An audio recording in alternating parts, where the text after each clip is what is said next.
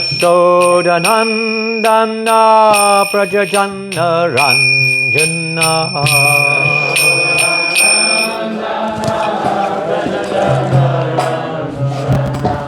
Yasodhanandana Prajajana Ranjana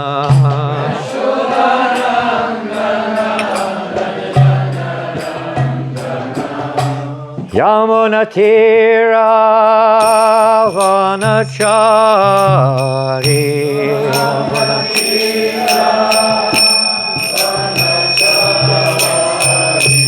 Yamunatira Vanachari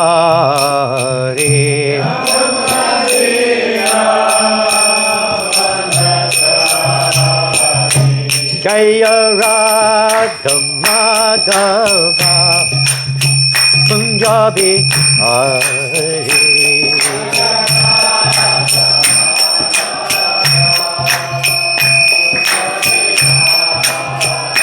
Jaya Radha Madhava Punjabi Hari Madhava Punjabi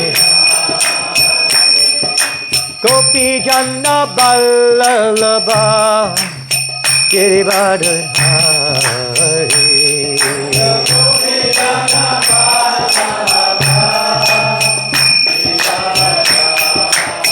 Yasodhanandana Prajajana Ranjana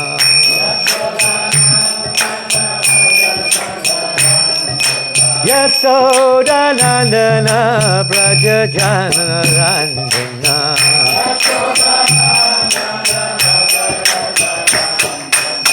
Yamuna Tira Vanachari Tira Vanachari Yamuna Tira Vanachari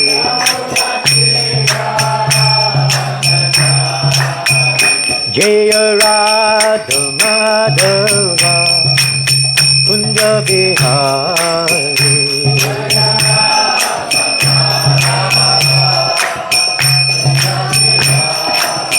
Jaya Radha Madhava Kunja Bihari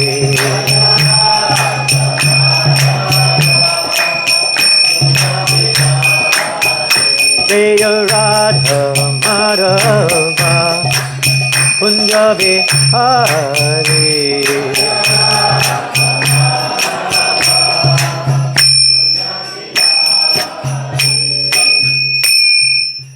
Jai Om Vishnu Pada Paramahamsa Parivrajagacharya Shtuta Sadashri A.C. Bhaktivedanta Swami Prabhupada Ki Jai Srila Prabhupada Ki Jai Shri Shri Gauranitai Ki Jai Shri Shri Krishna Balaram Ki Jai Shri Giri Govardhana Ki Jai Shri Shri Lakshmi Nrsingadeva Ki Jai Shri Shri Radha Govinda Madhava Ki Jai Shri Grintaraj Srimad Bhagavatam Ki Go Premanande. Oh, glories to the assembled devotees. All glories to Sri Guru and Gauranga. All glories to Srila Prabhupada. Nama Om Vishnu Padaya Krishna Prashtaya Bhutale Srimate Bhaktivedanta Swaminiti Namane Namaste Saraswate Deve Gauravani Vacharine Nirvasesha Sunyavadi Pastichade Shatarini. How many devotees do not understand English? 2. Can we have a devotee who's good at translating French to English sit with them and translate? Is it possible? Is that okay, Nitai? Are you going to do that? So if you 3 can sit somewhere, wherever is convenient. We have a busy day and some of you are going to visit the famous chateaus of France today. Holy places, tirthas. I'm not sure what type of spiritual benefits you will get, but at least it's a memory. I'm not sure if that memory will help us to go back to Godhead, but anyway. Coming to France means seeing a few of the sights of France. the Eiffel Tower, and when you go to Paris, and different places in Sacré-Cœur and Arc de Triomphe, and all these wonderful places. And around here you have to go to the holy chateaus, Chambord, and other amazing buildings. We have to take Prithu Prabhu. I don't know if he's here today. Where is he? He was here just now. Someone has to take Prithu before he goes to visit. He is here. Just see, live a long life. But now we're going to visit somewhere else. We're not going to visit a chateau of this world. We're not going to visit a tower of this world or an arch of this world. We want to go to visit another world. And I see today, the verse is a very historic moment, actually. It looks like it was the first verse of the 10th canto. Is that correct? This is a very, and this doesn't happen very often. Perhaps this is your second round of reading Bhagavatam. I don't know. In France, in New Mayapur, how many times you've gone through the Bhagavatam in class. But this is probably not the first. And today is the wonderful beginning, first verse of the 10th canto of Srimad Bhagavatam. So that would be the subject today. It wouldn't be a bad idea. One of the main intentions of the 10th canto is to establish the personality of Godhead. Not just his existence as an unmanifested, undefined existence of some, whatever, all-pervasive love, God, creator, whatever. No, but a personality, the most sublime, the original person whom we all look for. So it's to establish that personality as the supreme personality of Godhead. Not just Godhead, but the supreme personality, 10th canto. But right now, all I have in front of me is a board, a wooden board with no book on it. So how will we do that? Perhaps, here comes the book. Jai. Om Namo Bhagavate Vasudevaya. Om Namo Bhagavate Vasudevaya. It's the wrong book. Om Namo Bhagavate Vasudevaya. Om Namo Bhagavate Vasudevaya. Germany.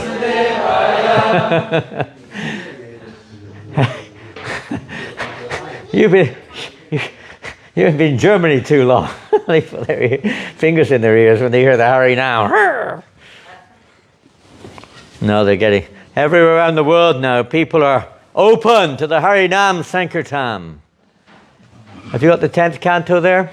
Yes. Part 1. Great. I think Nitai Sachi Sutta completed the 9th canto yesterday. Yes. And introduction, huh? It's a preview, little tiny preview to the 10th canto.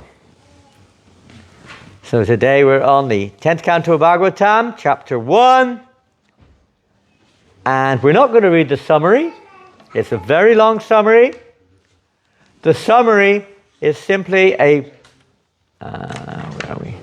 Chapter 1. Well, wait a minute. This is different. Okay, there's a summary of the 10th canto, which is chapter by chapter summary. We're not going to read that. And we're not going to read the introduction either. The introduction to the chapter. It's very long. And it again goes through a kind of a breakdown of the verses in the chapter to some extent. And it will be covered in the verses themselves. So we're going to today go on to text number 1, which is on the board, I believe. Text 1 on the board. Shri Rajovacha Katitaha Vangsha Vishtaraha Bhavata Somasurya Yoho Ragyang Cha Ubhaya Vangshanam Charitam Parama Adbhutam Shirajovacha Katito Vangshavistaro Bhavata Somasuryayoho Ragyang Chobaya Vangshanang Charitang Paramadbhutam Shirajovacha Katito Vangshavistaro Bhavata Somasuryayoho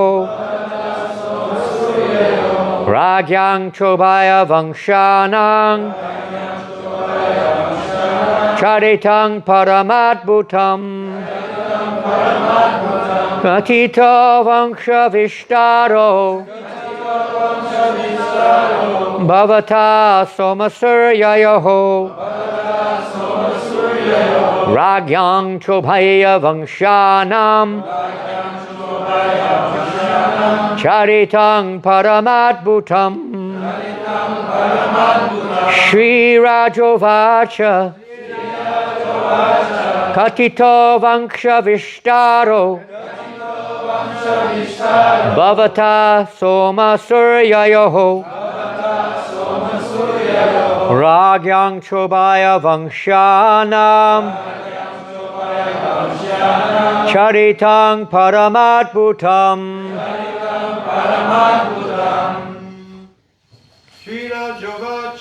Shirajovacha Katito Vangshavistaro Bhavata Somasuryayoho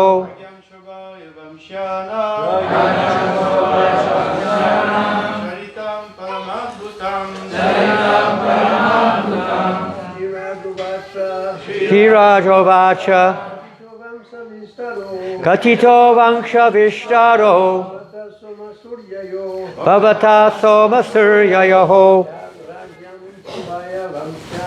Ragyam Chobaya Vangshanam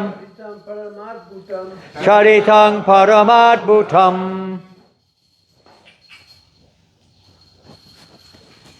Late Shirajovacha Katito Vangshavistaro Bhavata Somasuryayoho Ragyang Chobaya Vangshanam Charitang Paramadbhutam Ladies Virajovacha Katito Vangshavistaro Bhavata Somasuryayoho Ragyang Chobaya Vangshanam Charitam Paramadbhutam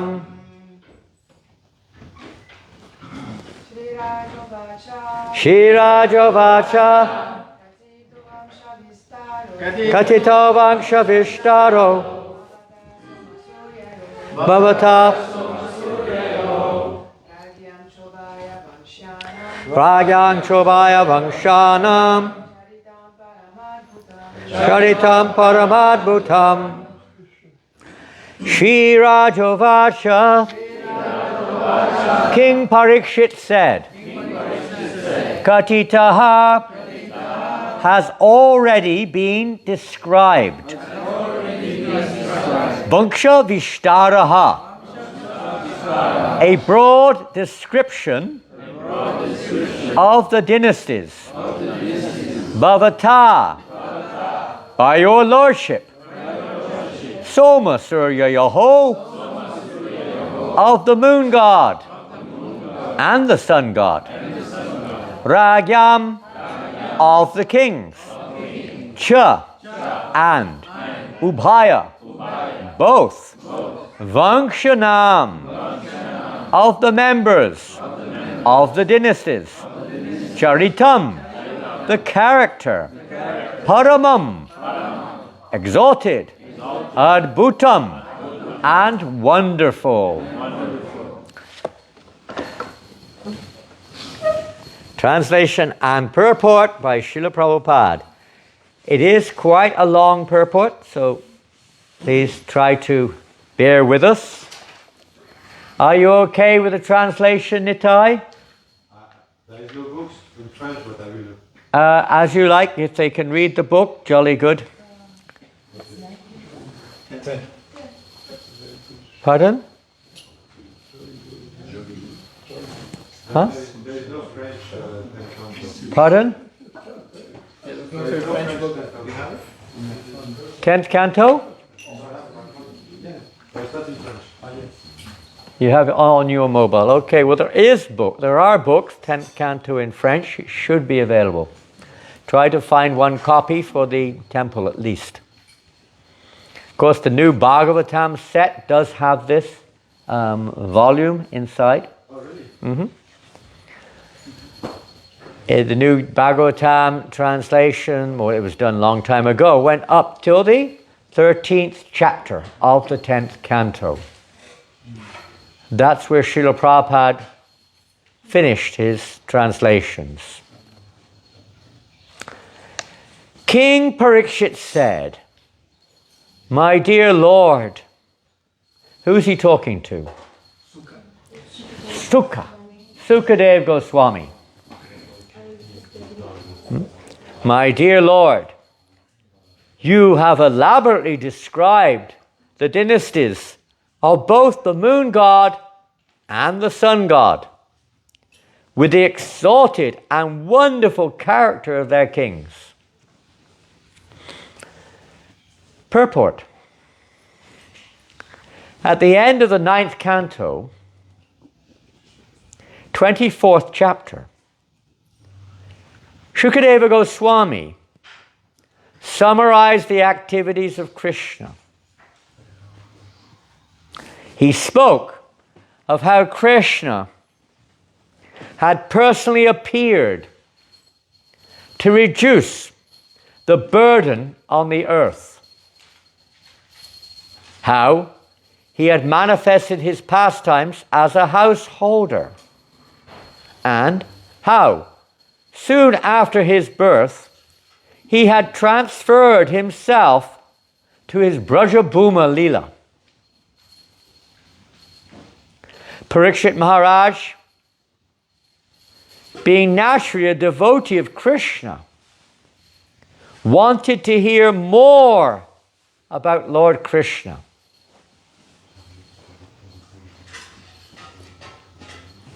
Therefore, to encourage Shukadeva Goswami to continue speaking about Krishna and give further details, he thanked Shukadeva Goswami for having described the activities of Krishna in brief. Shukadeva Goswami had said, and we heard this verse, I think Bhagavati was giving class a couple of days ago. She lectured on this very verse.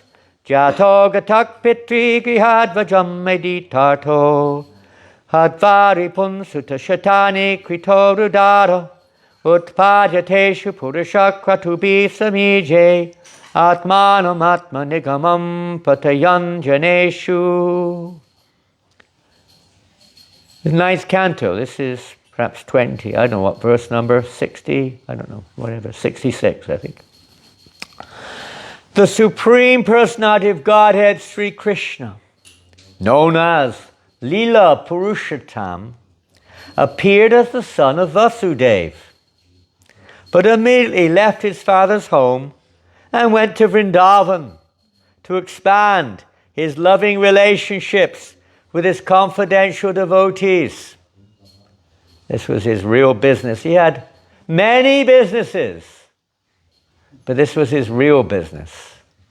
The other businesses had to be done also in order to enable conditioned souls to be eligible to approach this real business, and also to facilitate his devotees who have let's say, a different aspect of devotion to the Lord. Many things had to be done. In Vrindavan, the Lord killed many demons, and afterwards he returned to Dwarka. Interesting statement. Return to Dwarka, as if that's his original home or something. What he's referring to here, we could say, is on the plane of what is manifest. We see it like that for those who are conditioned souls. Krishna appeared in Mathura, which is also considered to be Mathura Dwarka, considered to be, that plane, and his father and mother, they went to Dwarka, and so on. So it's referring to that which is manifest by those who have not eligibility to enter into Brajabhumi, the spiritual realm. So they'll see it like that. For, of course, Krishna never, his real eternal abode is, of course, in Goloka Vrindavan. And the pure devotees always see it like that. Very interesting. One time, Srila Prabhupada was asked, "What is the spiritual world like, Srila Prabhupada?" And Prabhupada said, "This is the spiritual world. You can't see it." Right now, we can only see according to the coverings of our heart, even when we go to what we call the manifest aspect of Vrindavan in India, we see according to our coverings. People in the mode of ignorance see it as a dirty, broken down, austere place. Not for me. Huh? Too hot, too cold, too something or another. Too many monkeys, too many this, too many that. For me. Or they might be so much in the mode of ignorance, they see this is a good place. I can just lie around here and people throw money at me or feed me or something. Something like that. People in the mode of passion will see it as a place for enjoyment. MVT, restaurant, pizzas, pies, this thing, that thing. Girlfriends, boyfriends, you name it. Huh? A nice trip out with of course it's all purifying. Dinabandhu Prabhu telling us all these far out stories. Oh, they're really far out, Hope when I get back, I hope did you get the cigarettes ready? Or whatever it is, Some other thought on your mind, You get a little bit of mercy for sure, a lot of mercy. But we're still not really there. Even those in the mode of ignorance are starting to, try to absorb it and put aside mode of passion and ignorance and just try to hear and chant, and we're aspiring. But we're not really in Vrindavan. The pure devotees, by their mercy, they gave us this opportunity, you can say, by their association. That's why in the Nectar of Instruction is recommended one should go to Vrindavan and there serve. Of course, that's the highest plane. We're not on that plane. But to serve the highest pure devotees of the Lord. That will be mentioned in a minute. But right now, we're just trying to appreciate the process which will enable us to become eligible to see even. We hear that in this world it's Gokul Vrindavan, huh? Sometimes the distinction is there between Gokul Vrindavan and Goloka Vrindavan. Is that right? We hear that. Of course, there's many different definitions of the absolute. They're absolutely one and the same, and then sometimes they appear different, and so on. Different pastimes take place. When Krishna appears in this world, like killing demons, etc. So many pastimes which take place in a kind of a different way, you could say, in the original Goloka Vrindavan, but not like in this world. There are no demons in Goloka Vrindavan as such. There's the appearance or the feeling of their presence to enhance, spice the pastimes, but there's no demons there. But they appear in this world, many pastimes. Krishna doing this, that, the other, going on in this manifest to some extent. We have some through the Krishna book. Now, isn't it amazing that Prabhupada, one of the first books he produced for the Western world was the Krishna book. The 10th canto summarized, huh? the most intimate, practically speaking, of all scriptures. I mean, of course, the acharyas go deeper and deeper, but as far as the general myriad of scriptures is concerned, the ancient scriptures, the Srimad Bhagavatam is the most confidential.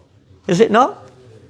Everything's there. And Prabhupada put the most of the Srimad Bhagavatam, the 10th canto is like the essential point of the whole Bhagavatam.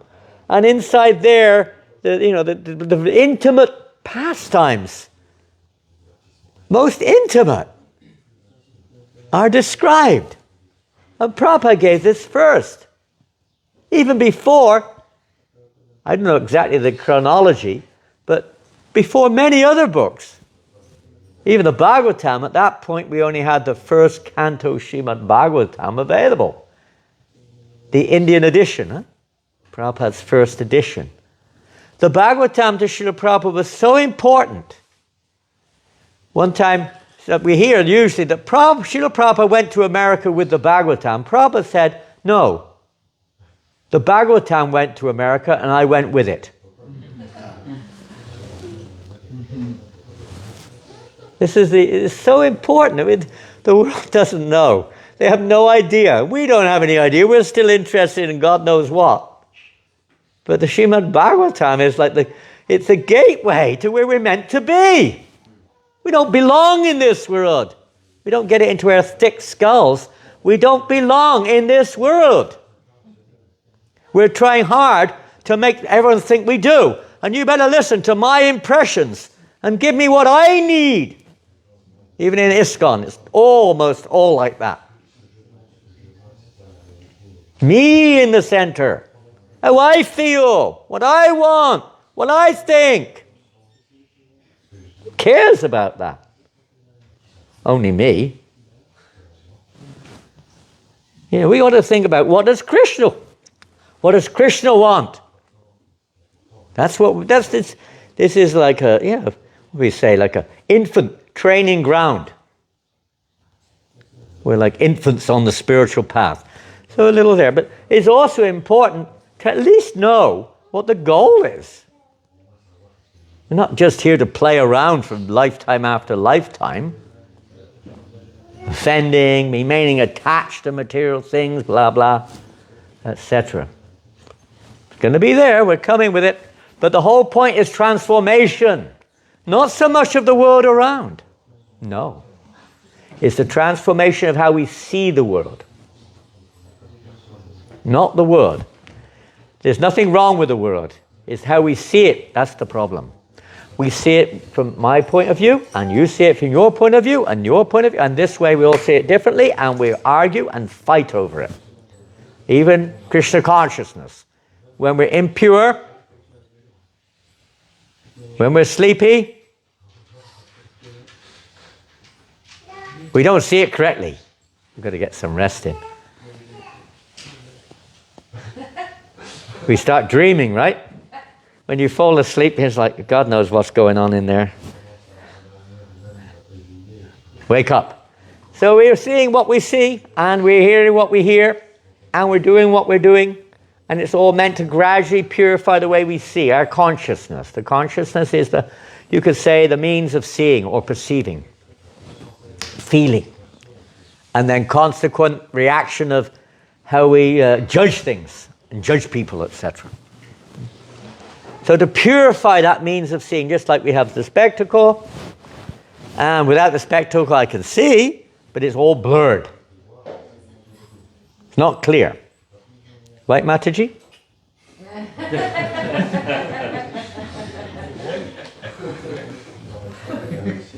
You understand?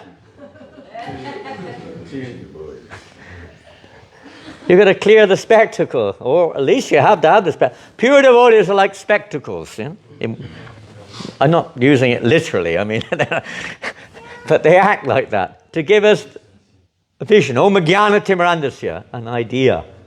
So Prabhupada giving this, and Krishna book is like full-on idea of the essence of existence, the goal of Mahaprabhu's movement.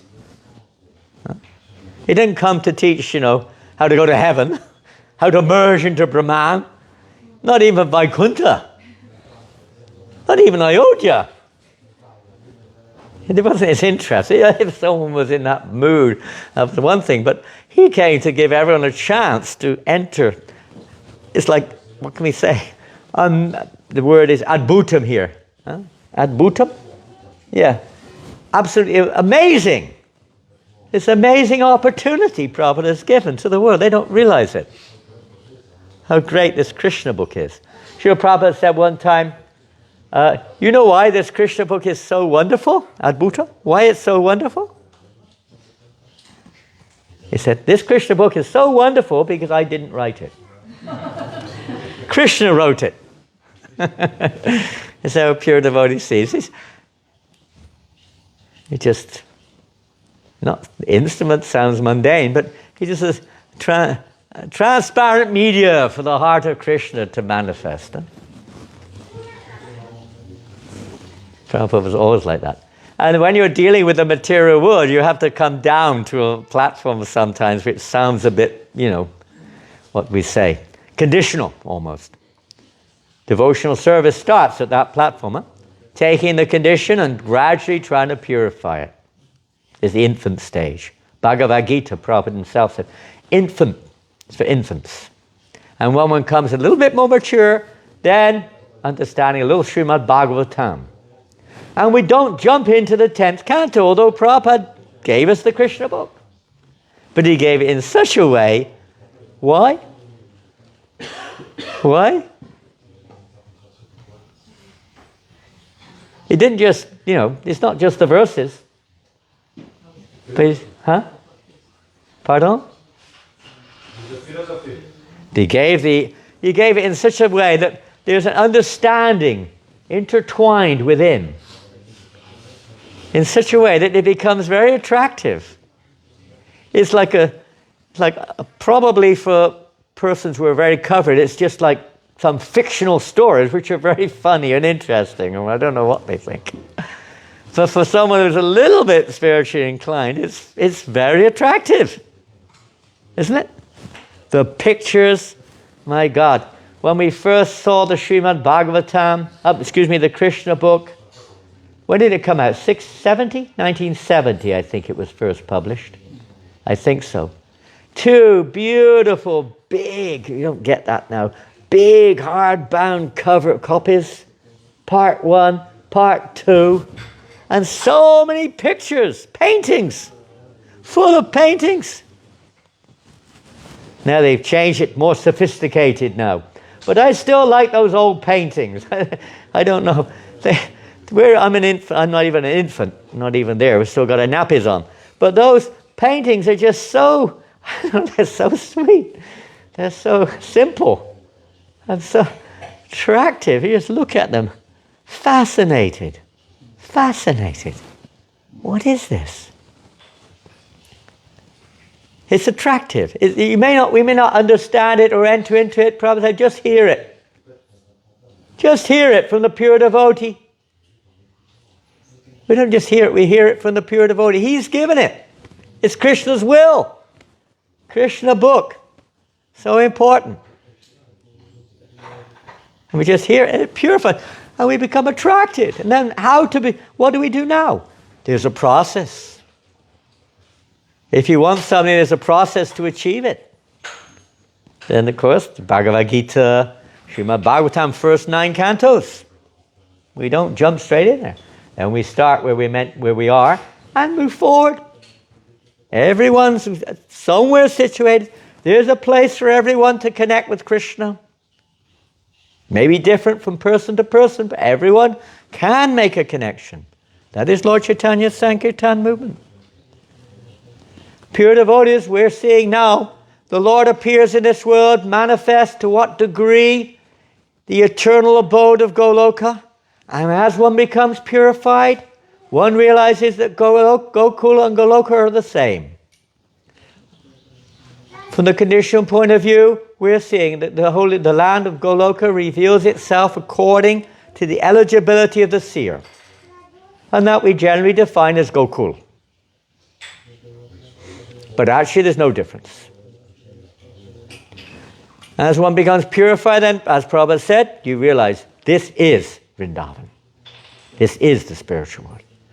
But for the conditioned state, the Lord reveals according to our surrender. He reveals himself, he reveals his Dham, he sends his pure devotees, will they willingly come? He gives the particular path according to time, place, and circumstance. When people are grossly materialistic, then he gives mundane religion, Naimita Dharma, temporary religion. The world is mostly familiar with that, at most, at best, to some degree. If the religions of today, they haven't really got much understanding beyond that. Some piety, some regulation, some fear created there to restrict our misbehavior. And some little bit of objective goal, love of God. But what that means is almost totally absent. Almost. So when one's more eligible, or at a certain time Mahaprabhu appeared to give that which is not normally so easily available, even to unqualified persons. But somehow or another, Lord Chaitanya Mahaprabhu has made this available in this age that we're in. And Prabhupada is given the essence in the Krishna book, boom, straight in there. The goal right away. But he's given the means as well. In the Krishna book also, he's given various descriptions. But that's foundation. I'll read the rest of this. I won't. With your permission, I'd like to carry on with this purport tomorrow. Is that okay? I know it's normally CC, but it's the beginning of the 10th canto, and it's quite a topic. We can't cover even the whole purport, but to speak of the commentary. We got to Vrindavan and loving relationships with his confidential devotees. So by hearing about this, the idea is that we become attracted.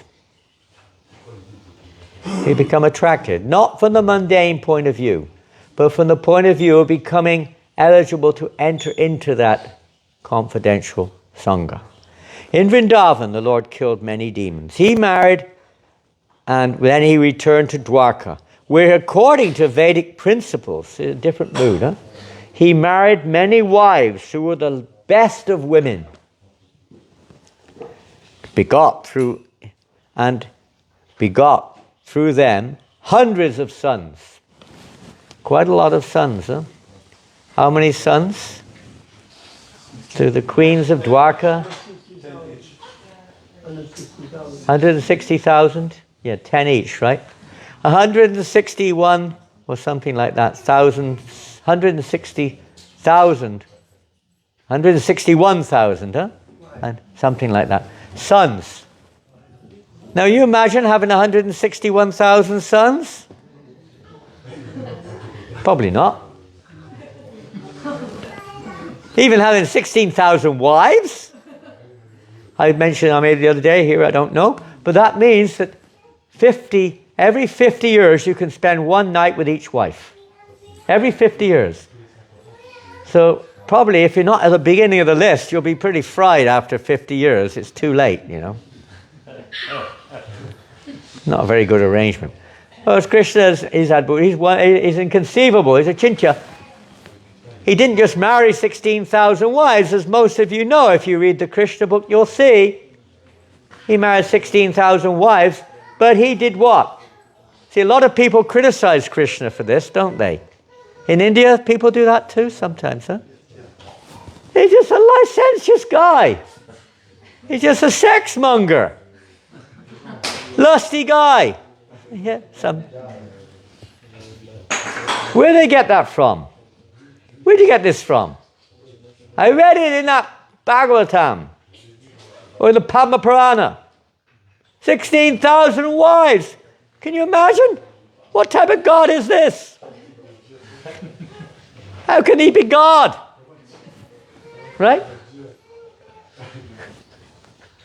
When you think about it, who but God could do that? Can you do that? Can you do that? Oh, you changed? No. Oh, you're a man. Okay. Can you do that? No. Can you marry one wife? Maybe. Not easy. That's not easy. Well, one husband, if you're in a female body in this lifetime, we get so hung up the body but generally speaking, if you're in a man's body now, you were probably in a woman's body in your last life. And if you're in a woman's body now, you're probably in a man's body in your last life. So what are you? You get so hung up with this body idea of, being this body, you're just making your own future material body, that's all. So how can any ordinary person, okay, maybe some powerful demigod, but the next, you have to read the whole verse, I think, if you want to come to a conclusion about Krishna and his godhood, isn't it? It's not that he just married 16,108 wives. It's not that he just made, 161,000 boys. He had daughters too. You don't hear about that much. It wasn't, who on earth would they all marry? He had daughters also. Not so many in his case. He had one, it says one by each wife. So that would come to 16,108 daughters also. Right? So quite a big family. Quite a big family. Imagine having birthday parties. I mean, non-stop. Non-stop. Getting them married, my God, how you have no time for thinking. You think you're busy as TP? Relax. Can you imagine? What did he do? I mean, if you really believe this, you have to believe the whole thing, not the part. Don't be a chicken. You have to believe the whole thing. What else does it say in those series of verses? He multiplied. He multiplied? He was doing arithmetic. He studied mathematics. He studied multiplication. Explain it further. Huh? Multiply, what does that mean? Expanded. He expanded, got bigger and bigger and bigger. Can explain it. Be specific. He built a castle. No, but each. He built straw huts for everybody? No. Castles, chateaus? Yeah. More or less. But what did he do personally first? You married 16,108 wives. You'll spend your whole life just getting married. What did he do? Simple question. Come on. He expanded. Yeah, but what does that mean? He expanded. Specific. 16,804. Yes, he expanded himself 16,108 times. Can you do that? Yeah, that's what. If anyone says that, I just say that to them. I mean, okay, believe it. If you don't believe it, don't believe it. Just don't talk about it. If you believe it, and you're making a criticism of it, then you have to accept the whole thing, not the part. Otherwise, it's all myth. Forget about it. Go away. Just forget it. But if you accept that and you start criticizing, you have to accept the fact in the same statement, he expanded himself personally 16,108 times. Can any ordinary person do that? You can't even expand yourself once. You can't even maintain your life. Even in this body, you're dwindling every day. Right? You're getting old. Right? Hair's going grey. Crinkles. Eyesight failing. No teeth left. Can't smell. Can't taste. Can't hear. What type of God are you, man? Who are you to speak on this? No eligibility, just pure envy. Pure envy. Not pure. Impure envy. It's a pure envy. It's impure envy. Absolutely impure envy. And everything that comes from that. So this is the material world. So people are a little way off becoming a little elder, but Prabhupada still, even if they see the Krishna books, they get some benefit is there. But for those who are the Krishna book becomes an attraction. We used, and still do, many of you, I don't always. Prithu Prabhu was telling me day before yesterday, how every night he reads the Krishna book. There's a little exercise to help him sleep and reads the Krishna book. We used to do that every night. We didn't eat exercise like that. Huh? Here? Here. Here. Here. Yeah, he listens to a recording of the Krishna book every night. Just hearing the pastimes of Krishna. You may sleep and you may dream of Krishna's pastimes. Oftentimes that happens when you become familiar with reading or hearing regularly the pastimes of Krishna. So attractive. So attractive. We may have to become a little eligible to really understand a little knowledge and then become more eligible to progress and eventually enter in. But the beginning is there, some attraction is developed. It's like when someone comes to the temple. Normally, they come because they have some interest. Maybe other reasons too. But some attraction is there. Let me go and check those crazy guys out at New Mayapur. Let's go and have a laugh. But there's something there. It might be, not such a positive attraction. Let's go and see what we can pinch at the new Mayapur, huh? Sometimes some people come with that intention also. Huh? Whatever it is, there's some kind of an attraction there. Devotees, they can be also people inquisitive. Huh? They come up to you.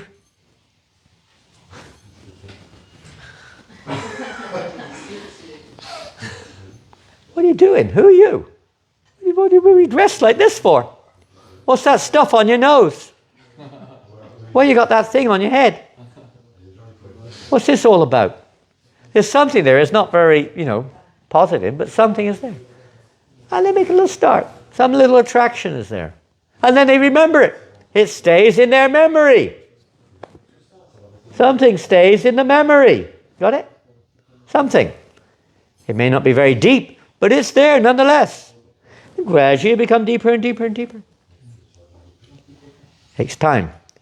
So this is the mission.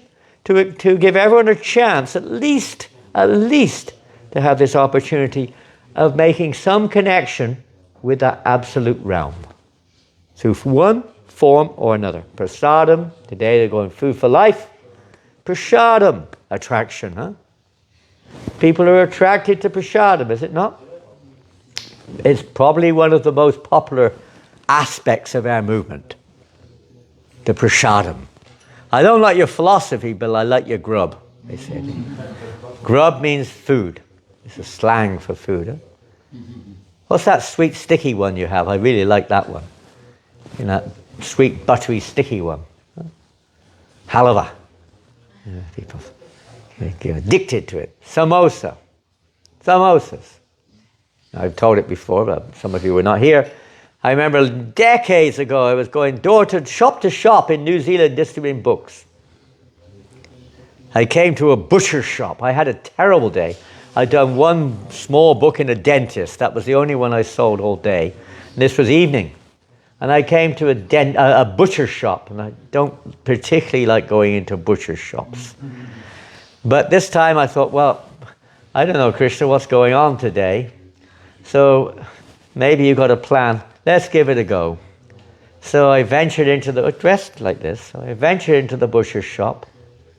And there's a big rotund, that means like round-faced butcher behind the counter, serving somebody, had his chopping knife. You know how they go. And he looked at me, he said, chop! Boom! Yes, I'm a vegetarian. He started laughing his head off. What are you doing here? A vegetarian? Are you joking? He was a jolly guy. He was laughing, I said, well, I thought you might be interested in... I struck it up. I went straight into the deep end. So I thought you might be interested in a vegetarian cookbook. He laughed his head off, Me? A vegetarian cookbook? I said, well, you're married, right? Yeah, sure am. Do you eat vegetables sometimes? My wife cooks them sometimes. I'd say it's got some great vegetable dishes in here. You can have it alongside whatever else you want to eat. He looked at me straight in the eye. He actually knew who I was. I knew I was a Hare Krishna. He said, well, I'll tell you one thing, son. He said, if it's got that recipe in there, I'll buy it. Which one? Said, those pies, them pies, the pies you sell downtown. Those triangular pies. I love them, he said. I love them. Whenever I go to town, I buy all of them. He was addicted to samosa. Butcher. So I was praying that recipe was in there. I looked up in the index and sure enough, samosa was in there. He grabbed the book, gave me $50 and said, and took the book. He was a butcher, he wasn't poor. And he took the book and I said, take this as well. And I gave him a hardbound Bhagavad Gita, which he took also. So attraction. Attraction. You need to play on a person's attraction. Prabhupada played on our attraction. Gradually connecting it to Krishna. Prasadam, holy name, direct. Other things may be a little indirect, give a donation, this, that, the other, service, so many things. But somehow or another, becoming attracted to Krishna. This is the essence. At our stage, it's not the mood of spontaneous, irresistible, unimpeded, uninterrupted, loving attraction to Krishna and nothing else. No, it's not. We're not on that stage. We'll talk about that tomorrow, if Krishna allows. But that attraction must be created. How to attract people to Krishna consciousness. You don't expect that they're going to go the whole way, but somehow or another to give some little attraction, some little favorable thought, even unfavorable, but better favorable impression of something to do with Krishna. Prasadam is a great one. I keep forgetting, I keep reminding myself, and I still forget. Whenever we go out, take prasadam. Maybe you'll meet someone you can give somebody. Even a beggar comes up, says, they're begging for money or whatever. You give them a cookie or something they can relate with, something offered to Krishna. Always carry books with you. Small ones, whatever, brochures, addresses, whatever, something. You never know. Krishna may send along. I was talking to Gaur Nataraj in Paris the other day. He's a very ambitious person, but at the same time, he's enthusiastic, willing to go through the process. And we're talking about, there's no bhaktas there. He's alone with no one devotee with him now. How are we going to do this? So we get a place. He was talking to one devotee somewhere in India, and he said, this devotee started a new devotee program with nothing, just himself. He thought, well, let me get some nice mattresses, let me make some nice arrangements, let me get some clothes, let me get some tilak, let me get this, that, the other. There was nobody, just he and all these things. And within weeks, Krishna started sending people along to put the dhotis on and to lie in the beds. Interesting. We're not prepared, eh?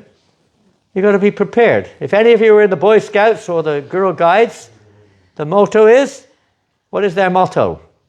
Always ready. Be prepared. Be prepared. Be prepared. A Boy Scout without his multiple usage knife is not a Boy Scout, right? Got to be prepared to open a can, open a bottle, saw something, cut something, tie something. He's got to be prepared. There's different levels of preparation, but even in the process we have to be prepared. You never know. You never know. Especially we don't know when Mr. Death will come along, do we? We don't know. We've got to get ourselves prepared. Just like we don't just, a class is over, 1 minute to go, breakfast time. I'm sorry, Prabhus, no preparation. Will we be happy? Will that satisfy us? You go out there, nothing's prepared. Will you be happy? Probably not. I don't think we're home. Thank you, Krishna, for your kind mercy today. You're so merciful. Obviously, you know what's best for me, and I know I have to practice humility and tolerance and dependence, etc. Probably not. Right? It's all right, mind you. I think someone did prepare breakfast. If not, you better find out quick, Locha. Your car's right outside the door. It's embarrassing if there's no shot. Isn't it terrible? You thought you made all the arrangements. It does happen sometimes. You thought you did everything, and somehow or another there was a misunderstanding. And they didn't turn up. Or whatever. We have to be prepared. So Bhagavatam is preparing us, 9 cantos, one by one by one, to, let's say, become more eligible to digest in a healthy way the 10th canto. Otherwise you can get constipation or diarrhea or just not want to eat anymore.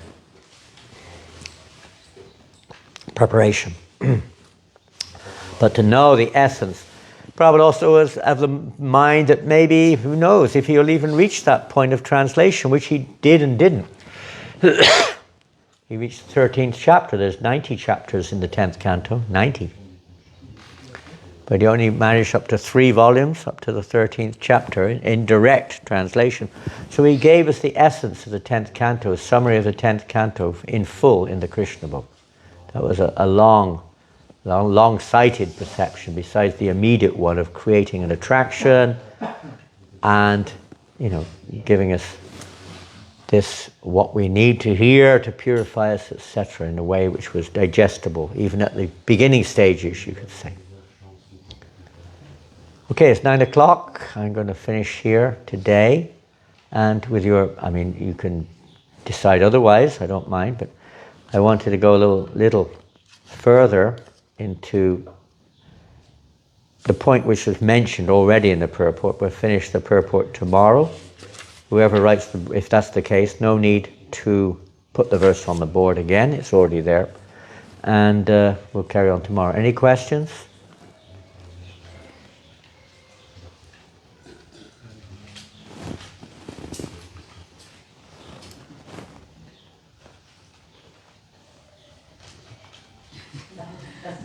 You'll find out tomorrow. What I just said, any questions, is the subject tomorrow.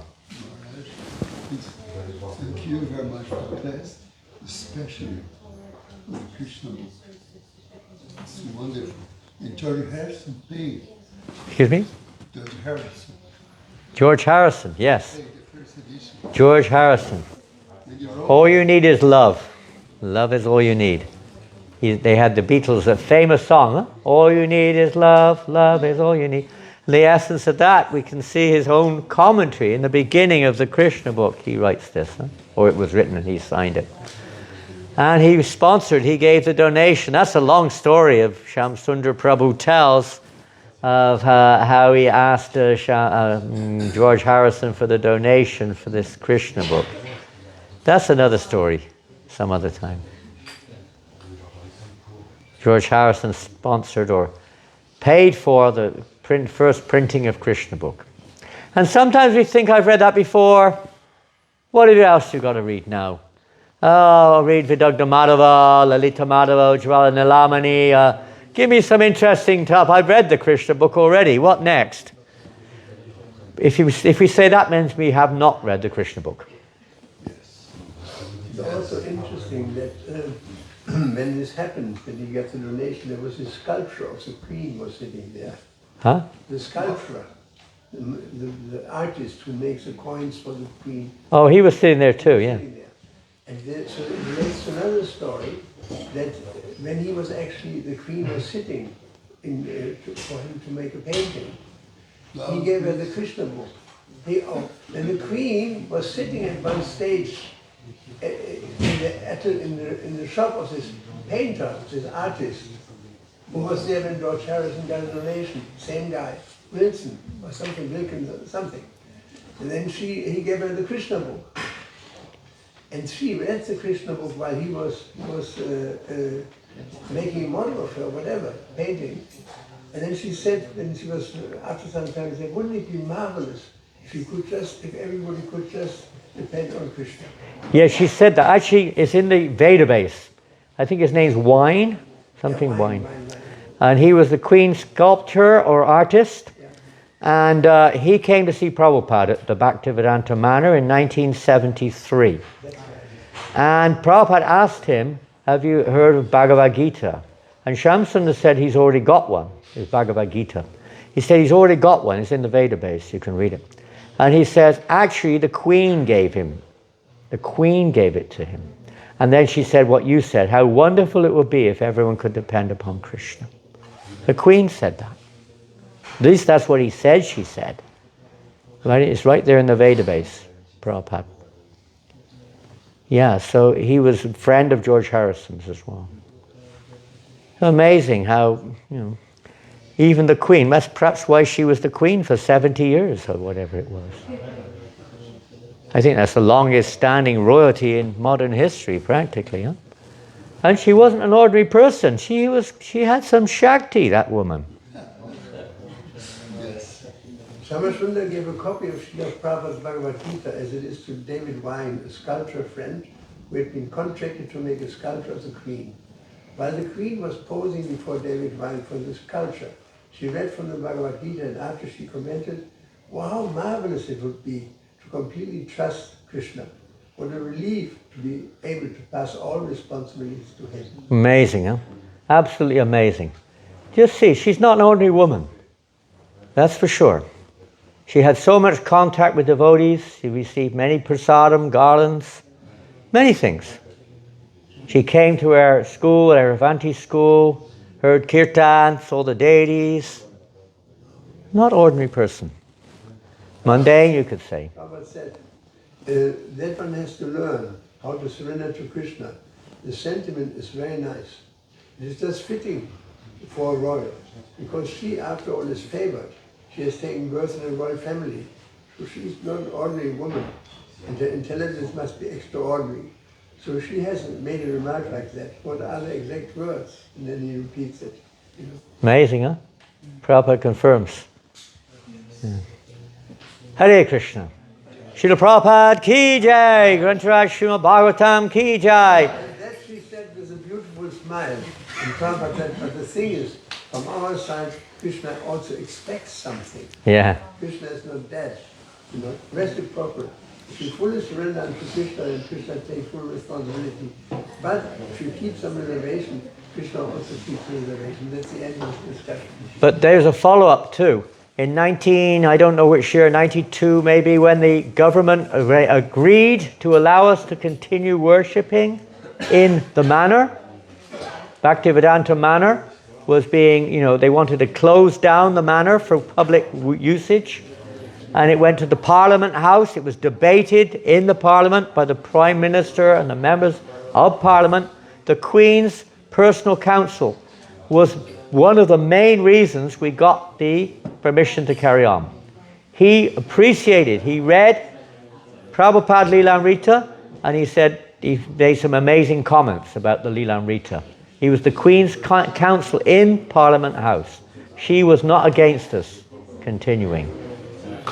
So she had some indirect, it's not direct but indirect.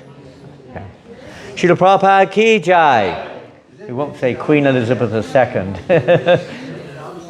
Huh?